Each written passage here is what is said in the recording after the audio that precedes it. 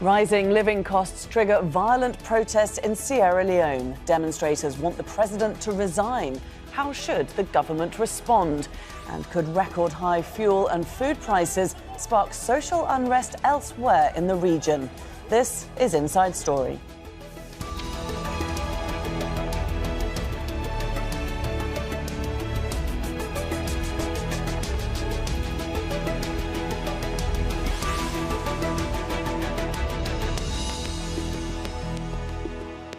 Hello there and welcome to the programme. I'm Laura Kyle. Calm has returned to Sierra Leone following rare violent protests. At least 21 demonstrators and 6 police officers have been killed. The government has imposed a nationwide curfew. Hundreds of people, angry at the rising cost of living, rallied on Wednesday in the capital, Freetown, and in the north of the country. Demonstrations soon turned violent, with some calling for President Julius Maada Bio to resign. Police have been accused of using excessive force. The president says the unrest is terrorism instigated by Sierra Leoneans living abroad. The internet was cut on Wednesday and Thursday, and the government says it is monitoring social media for information that could destabilise the state. One, we do not have freedom of speech, and two, there's no respect for us, the women, and our economy is down, and the cost of living are very high. Because of it, we're suffering. The profit we're supposed to have is just not there anymore. Our husbands are not working. We're the ones paying the rent and taking care of home. We have 3 to 4 children to feed, and even that is something we can't afford. 36 cents used to be enough to buy lunch for our children. Even if we have double that now, it's no longer enough. That's exactly why we're asking the government to reduce prices on all commodities, because the high cost of living here is making us suffer too much. Ahmed Idris, our correspondent, is in Freetown with this report. On a regular day, the streets of Freetown will be choked with human and vehicular traffic. Now, that traffic is scanty on the streets of this once vibrant city. And this has to do with the uncertainties surrounding the situation on the ground. A lot of people don't feel safe enough to come onto the streets. Shops that are supposed to have fully reopened, a lot of these traders are staying home, not opening their shops, fearing that things could erupt once again and cost them losses. Now, the government has stepped in trying to reduce the cost of petrol, especially at petrol stations. However, to make the situation worse for people, some of these petrol stations are refusing to open and sell to members of the public. And that means that there will be shortages, and when shortages are there, the cost of transportation will go up because the black market will thrive. Now, apart from that, people are complaining that they don't have enough to eat. They don't have the resources, the opportunities, and the money to put food on the table for members of their families. Now, this is a country, we all remember, that has not fully recovered from the crisis of the past years, the Ebola crisis, the civil war, and then the challenges of the global food supply chain. This is a country that is dependent on import, even food. A lot of it has to be imported for members of the public or people here in Sierra Leone. Now, that is coming at a very, very high prices, which the government doesn't have the money to do that. Even the most richest of countries in Africa are really struggling to address these challenges. Now, a lot of people are watching closely to see what happens in the next few days, whether the government will try to address these issues. But the biggest problem is the rising cost of living across Sierra Leone. Ahmed Idris for Inside Story. Sierra Leone had been relatively stable since the end of an 11-year civil war in 2002. The UN estimates at least 70,000 people were killed and more than 2.6 million, or half of the population, displaced in one of the bloodiest conflicts in Africa. Today, the West African nation faces different problems. It ranks near the bottom of the Global Hunger Index and the UN's Human Development Index, a benchmark of prosperity. And that's been exacerbated by the war in Ukraine. The African Development Fund recently approved a $2 million grant to boost food production. The World Bank has revised down economic growth projections from 6% to just 3.6%.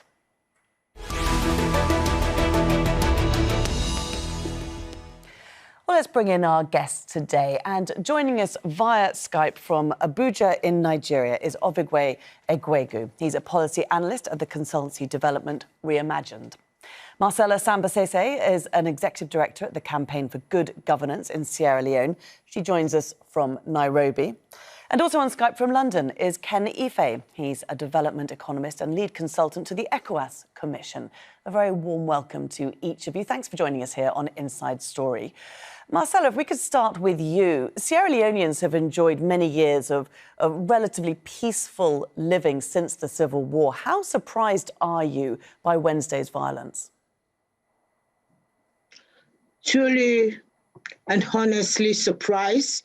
It was painful and disturbing to watch the tragic videos on social media. But I must say, and I must say to the entire world, that is not Sierra Leone, because we all have agreed that never again will we settle our scores through violence. We have agreed through the Truth and Reconciliation mechanism.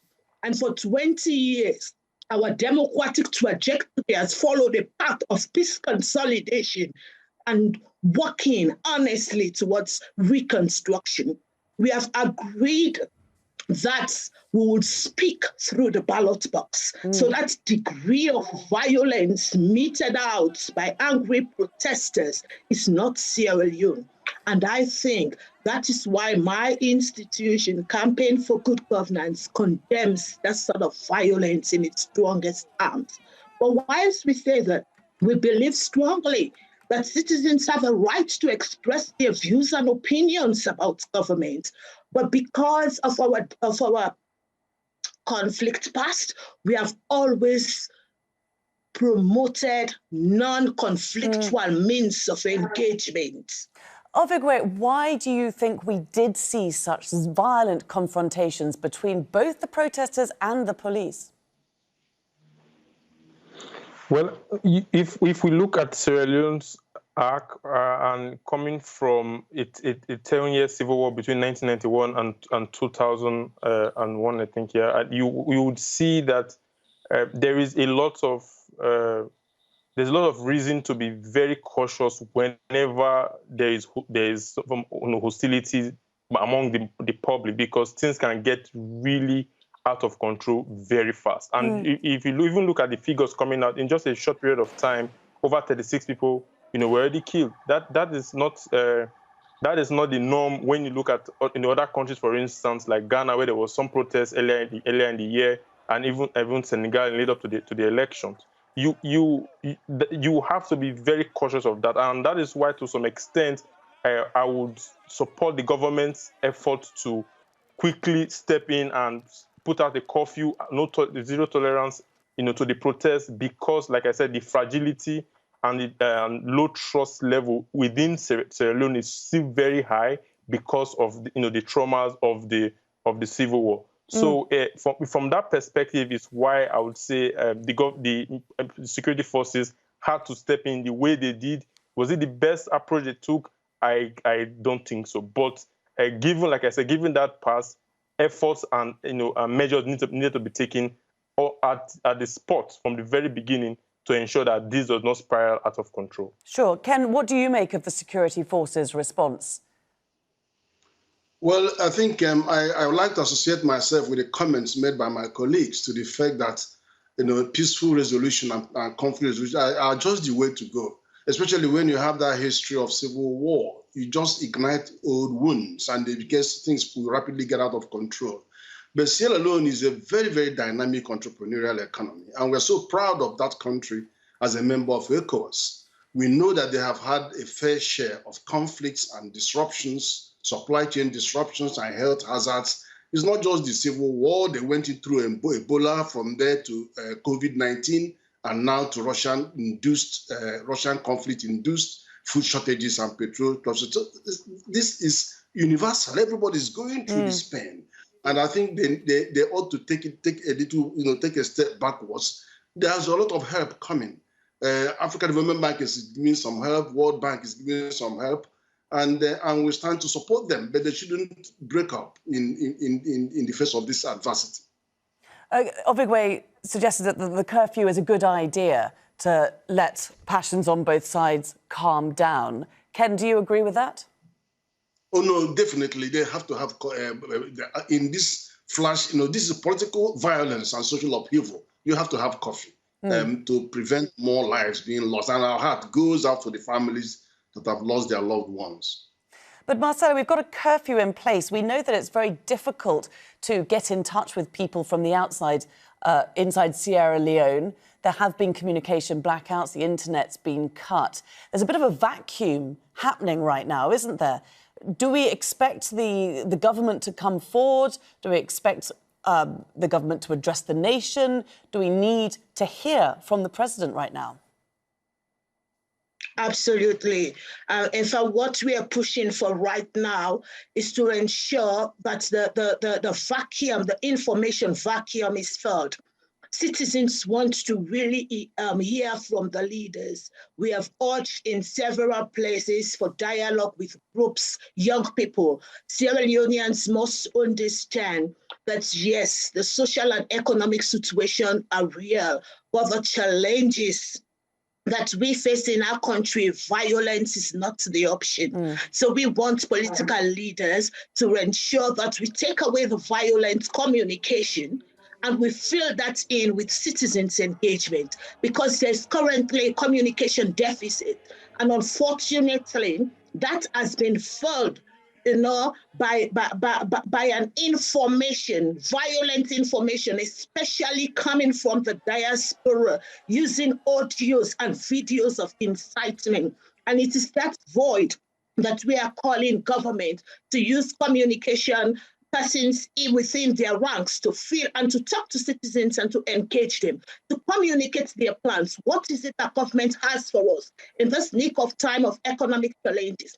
Whilst I say that democratic realities have been the hallmark of the way we do politics in Sierra Leone, we have not been able to translate democracy into real economic dividends for citizens. So government must be able to take charge now. Citizens want to listen, to His Excellency the President.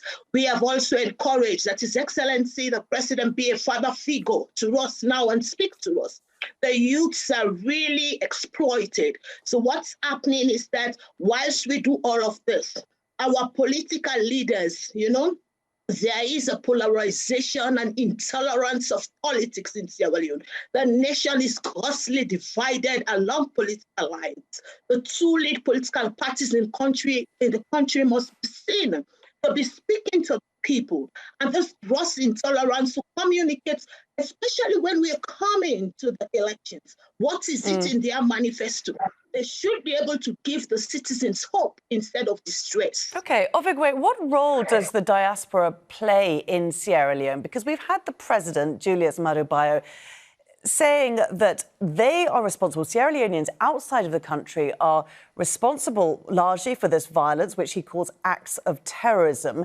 He seems to suggest that there's a more sinister element to these protests, that these are people outside the country trying to overthrow him.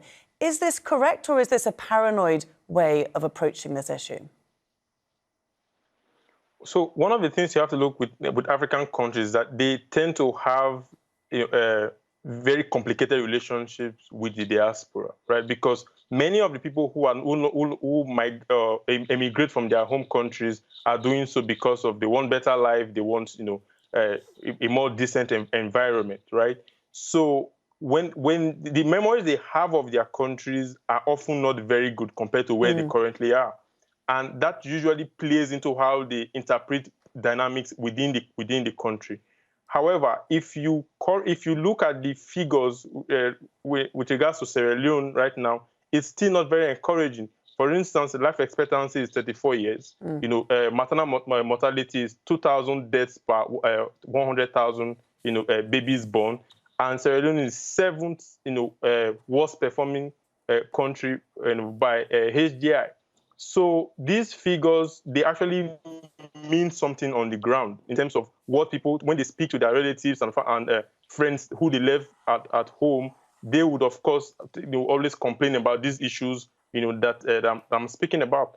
And then because these diaspora populations tend to have the means, not just the means, but also, like I said, a sense of memory that is maybe a little bit divorced from reality, but also still very much related, they tend to then use their power and their voice to amplify problems around development and poor economic performance in a country. However, I will always emphasize that it is very irresponsible for people who do not live in a country to call for regime change or for to break down of law and order, because you don't live there anymore. You are not going to be on the front lines when things get really messy. And that's what we are seeing today. Those who have called for protest and uprising, yes, it's fine, but knowing fully well that things can really escalate out of control, one have to be very, very cautious, because now the 36 people who have died, none of them is in the diaspora. Meanwhile, all those who have been calling for protests, they are very safe in their homes. So while we want to take political action to call for good governance and all of these issues,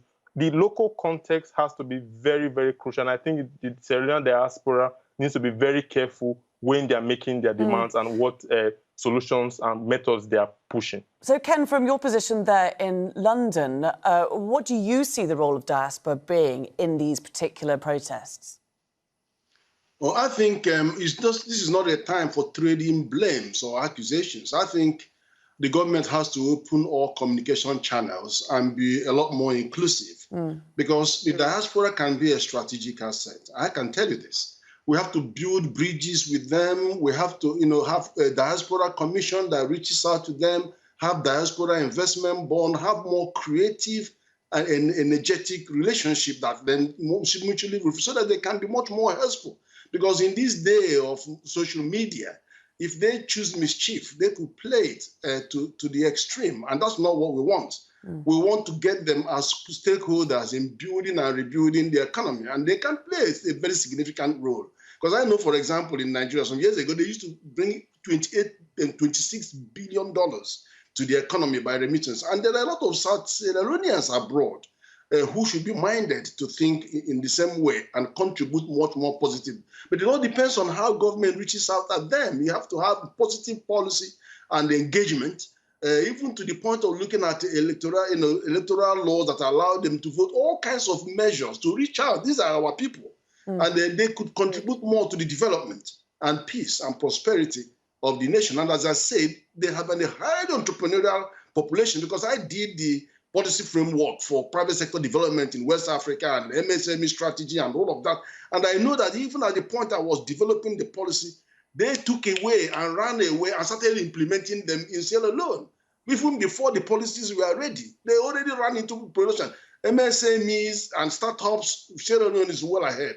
They're spending more, they do it, opening channels, digital funding channels for MSMEs, so they can, but there are a lot of challenges. But they need cooperation. So, Marcela, just to jump in there, because this is a country that's got a lot to give and it's got a very dynamic population. Why is it facing such a dire economic situation?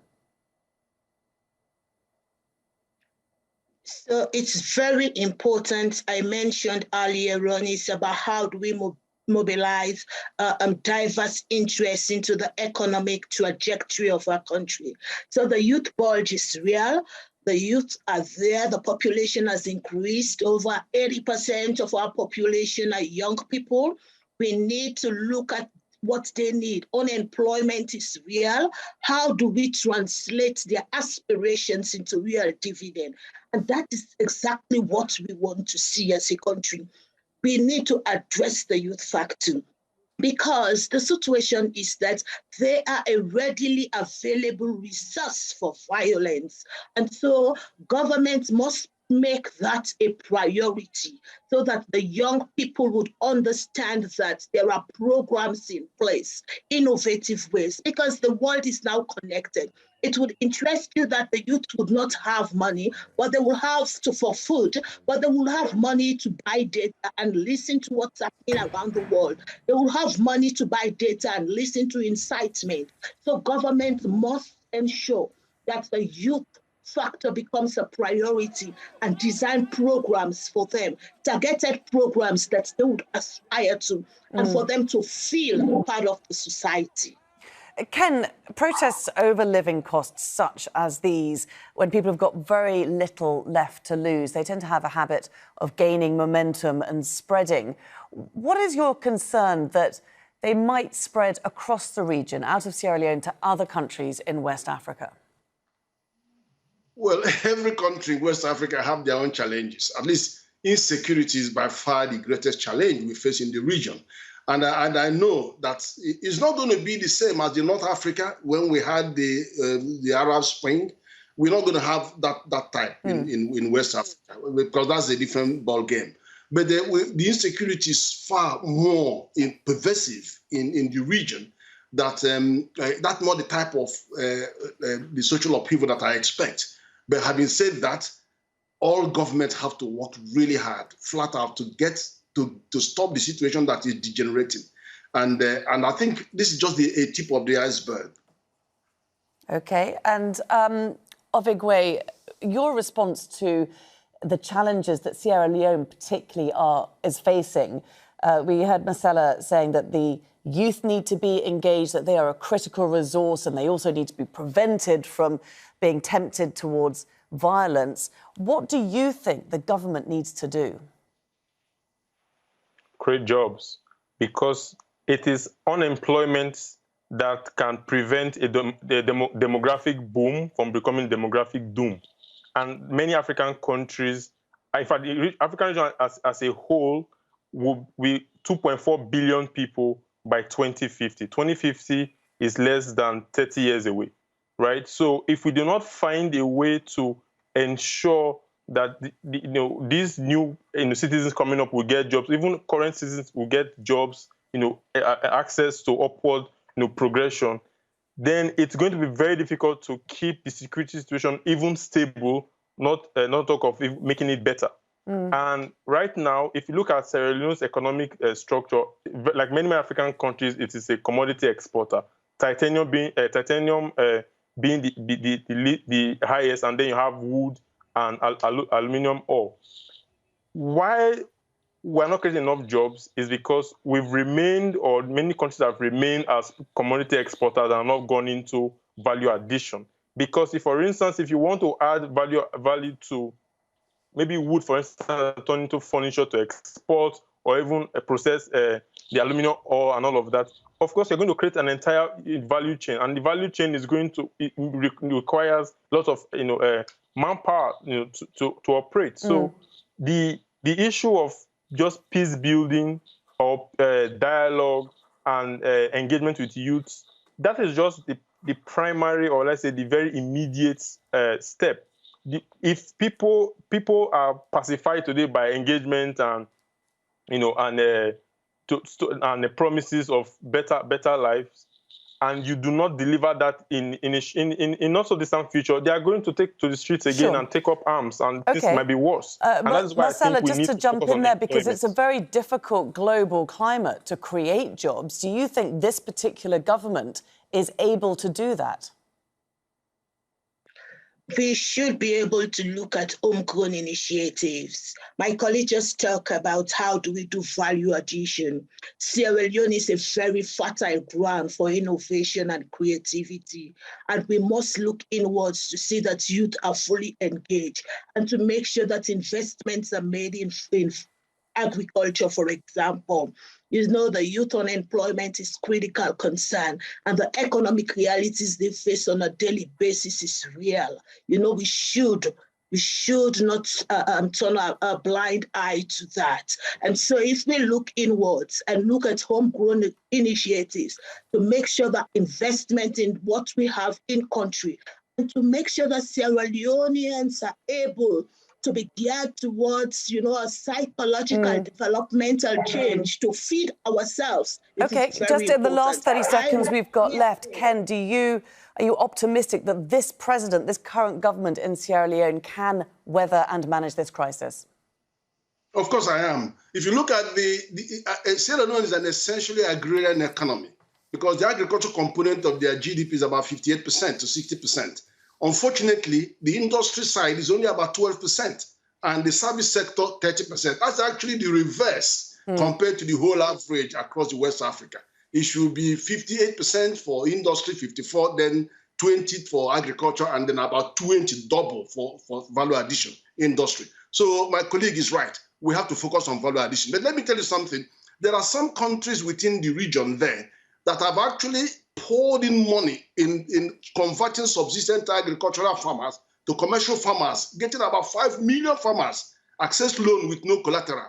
So I Okay. think they need to be looking in that direction. So get more youth into agriculture, but with loan with no collateral, and then push value addition, Okay. and that will really put pressure on I do like unemployment. to end on an optimistic note, so we will leave it there. Thank you very much indeed for joining us, all our guests today, Obigwe Egwegu, Marcela Samba Sesay and Ken Ife. And thank you too for watching. You can see the programme again anytime by visiting our website, that's aljazeera.com. And for further discussion, do go to our Facebook page, that's facebook.com/AJ Inside Story. You can also join the conversation on Twitter. We are at AJ Inside Story. From me, Laura Kyle, and the whole team here, bye for now.